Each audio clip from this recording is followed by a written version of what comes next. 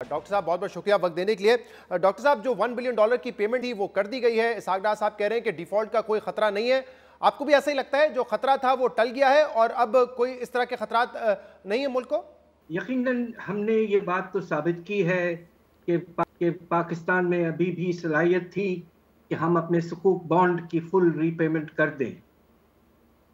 इस वक्त पोजीशन ये है कि आपके रिजर्व्स इसके बाद और AIIB से $500 मिलियन मिलने के बाद हमारे रिजर्व्स का लेवल तकरीबन $7 अरब रहेगा कुछ अर्से, जब तक नए इनफ्लोज ना आना शुरू हो जाएं। ये दरअसल लो है लेवल, और ये तकरीबन मुश्किल से कोई 1.2 महीने जो हैं हमारे इंपोर्ट कवर देता है। इसलिए खतरा मौजूद है कि हमें पर प्रेशर पड़ता रहेगा, और बस उम्मीद ये है कि आने वाले हफ्तों और महीनों में जो बाहर से रफ्तार आने की पैसों की जो थी वो कुछ कम हो चुकी थी। अब आप ये सोचिए कि पहले 4 महीने में हमारे मिनिस्ट्री ऑफ इकोनॉमिक अफेयर्स ने कहा है कि कुल $4.2 अरब आए हैं, जबकि साल का टारगेट जो है वो $22.8 अरब। तो रफ्तार कम है और रिजर्व्स कम है, तो खतरा तो मौजूद है। बस अब पूरी कोशिश हुकूमत की ये होनी चाहिए कि जो बाहर से जो सिलसिला है पैसों के आने का, वो उसमें कुछ इजाफा नजर आना शुरू हो जाए। पाशा साहब, कल ये कहा है फाइनेंस मिनिस्टर ने कि $3 बिलियन पाकिस्तान को मजीद मिलेंगे अगले 15 दिनों में, लेकिन आपके ख्याल में क्या ये अमाउंट काफी है? क्योंकि तकरीबन $22 अरब की हमें टोटल पेमेंट्स करनी है इस साल, और $8 से $10 अरब हमारा करंट अकाउंट का खसारा होगा। तो $3 बिलियन अगर दोस्त ममालिक से मिल जाते हैं, इज इट इनफ या मजीद हमें बायलैटरल मदद चाहिए होगी? देखिए, वक्तन तो काफी हो सकती है, मगर साल भर के लिए आपको अभी भी अगर हम गवर्नमेंट के जो आदाद शुमार हैं वो लें, तो आपको रोल ओवर्स के बाद, जो कि इंशाल्लाह हमें सऊदी अरेबिया ने दे दिया है ऑलरेडी, और इम्कानात ये हैं कि चाइना भी कम से कम अपने प्रोजेक्ट लोन्स वगैरह पे दे देगा, मगर ये कि $3 अरब आए, और मगर रफ्तार जो है आपकी रीपेमेंट की वो हर महीने तकरीबन रोल ओवर्स के बावजूद तकरीबन $1 से $1.5 अरब है। तो खतरा तो मौजूद रहेगा। कोशिश ये होनी चाहिए कि किसी तरह से, अब आप देखिए कि पिछले साल अगस्त के महीने में हमारे रिजर्व्स माशाल्लाह $20 अरब से ऊपर चले गए थे।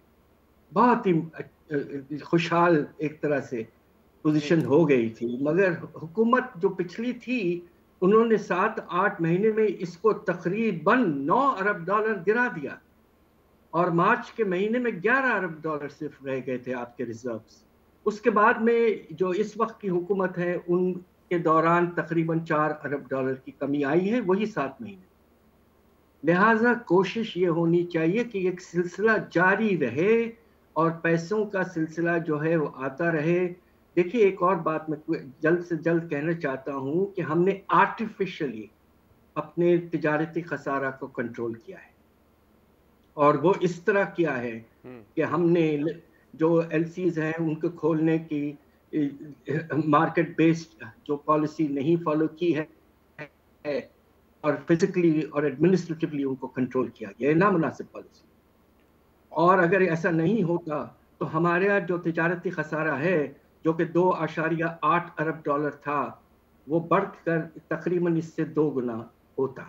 आपको क्या लगता है ये जो हमने इंपोर्ट्स को इस वक्त कर्टेल किया हुआ है, जो LCs को हम रोके हुए हैं, ये कब तक पॉलिसी सस्टेन कर सकती है?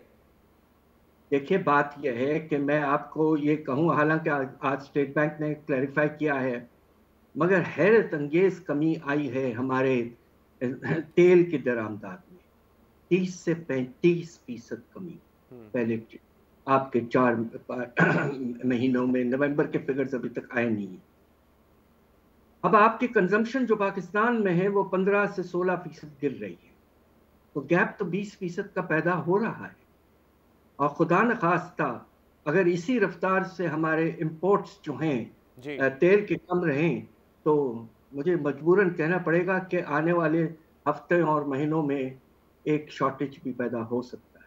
पाशा साहब, वजीर खजाना कल बड़ा मायूस भी नजर आए आईएमएफ के रवैये से। कह रहे थे बड़ा एबनॉर्मल रवैया है आईएमएफ का, और कह रहे थे कि अगर आईएमएफ नहीं आता तो हम मिन्नतें नहीं करेंगे, हम उनके बगैर मैनेज कर लेंगे। आपके ख्याल में रियलिस्टिकली उनके बगैर मैनेज किया जा सकता है? क्योंकि जो रिव्यू है आईएमएफ का वो अक्टूबर के एंड में होना था, अब वो डिले हो रहा है और शायद जनवरी तक हो। तो अब आपके ख्याल में रियलिस्टिकली क्या ये पॉसिबल है कि अगर हम आईएमएफ के प्लान में ना रहें तब भी हम मैनेज कर सकते हैं आईएमएफ के बगैर?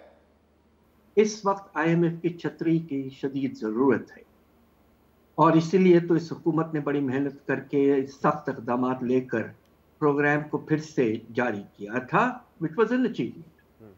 हमें आईएमएफ प्रोग्राम की इसलिए भी ज़रूरत है कि जो आपके कमर्शियल लेंडिंग और जो आपके जो फॉरेन बैंक्स करते हैं, और वो एक बहुत बड़ा सोर्स है, और रीपेमेंट के लिहाज से भी वो बहुत बड़ा लायबिलिटी है। देखिए, अगर ऐसा होता है कि आईएमएफ का प्रोग्राम ख़त्म हो जाता है तो मुझे अफसोस से कहना पड़ता है कि हालात जल्द से जल्द हद से ज़्यादा खराब हो सकते हैं। अगर आप सीरियस एनालिसिस करें तो आपको शायद ये बात का अंदाज़ा होगा कि जो रिव्यू में सबसे अहम चीजें जो देखी जाती हैं वो क्वार्टरली परफॉर्मेंस रिव्यू और क्वार्टरली इंडिकेटिव टारगेट्स। आपको हैरत होगी कि अल्लाह के फजल से जो हमने रिसर्च की है जी, पाकिस्तान तकरीबन सारे क्राइटेरिया और टारगेट्स मीट कर रहा है। तो क्यों आईएमएफ हमें परेशान कर रहा है? हमारी हुकूमत को ये साबित कर देना चाहिए कि देखिए we have performed well, and for God's sake, if you want us to tell you what the impact of the floods is, वो हम आपको फौरन बता देंगे, मगर इस सिलसिले को आगे ले जाए। पाकिस्तान को कोई खास वेवर्स की जरूरत नहीं है इस वक्त। मैं हैरान हूं कि फाइनेंस मिनिस्टर साहब ने कल ये इस तरह की बात पॉजिटिवली क्यों नहीं की।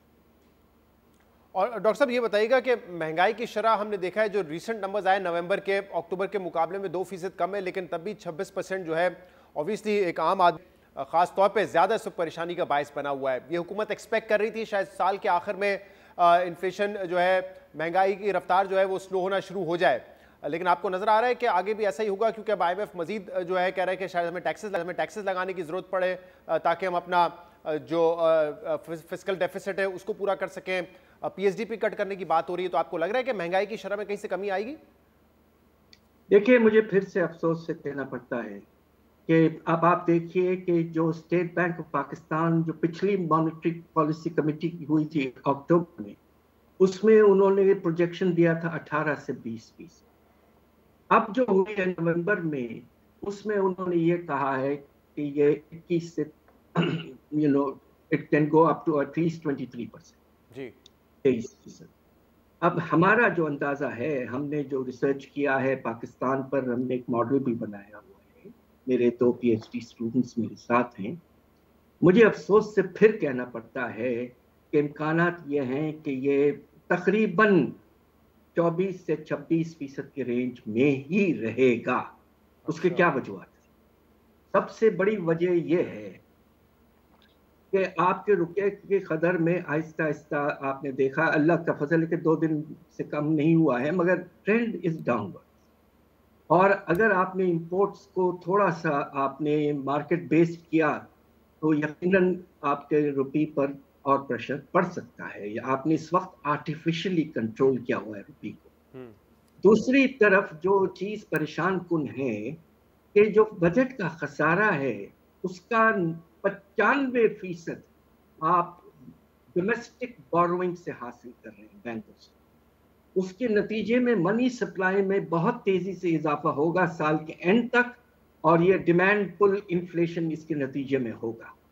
तीसरी परेशानी की बात जो है वो ये है कि हमें अभी भी बिजली की निर्ख कुछ बढ़ानी है as per the agreement with IMF, और दूसरी तरफ गैस की कीमतों को तो बेतहाशा बढ़ा।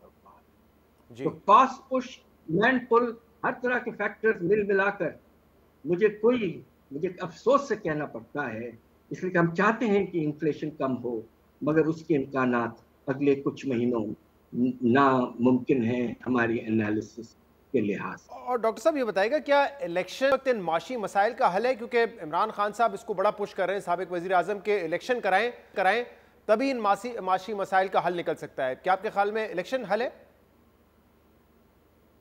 दरअसल बात यह है कि यकीनन ये बात तो वाज़ेह है कि अगर एक ऐसी हुकूमत आए जो 5 साल के लिए मुंतखब हो तो यकीनन वो स्ट्रक्चरल रिफॉर्म्स, मगर बात ये है इस वक्त अगर आप केयर टेकर गवर्नमेंट लाते हैं, केयर टेकर गवर्नमेंट के पास एक बड़ा लिमिटेड मैंडेट होता है और ख़ास तौर पे टैक्स जो पॉलिसीज़ हैं उनको, इसलिए कि आपका पार्लियामेंट तो नहीं होता है, तो आप किस तरह से टैक्सेस वगैरह में चेंजेस ला सकेंगे।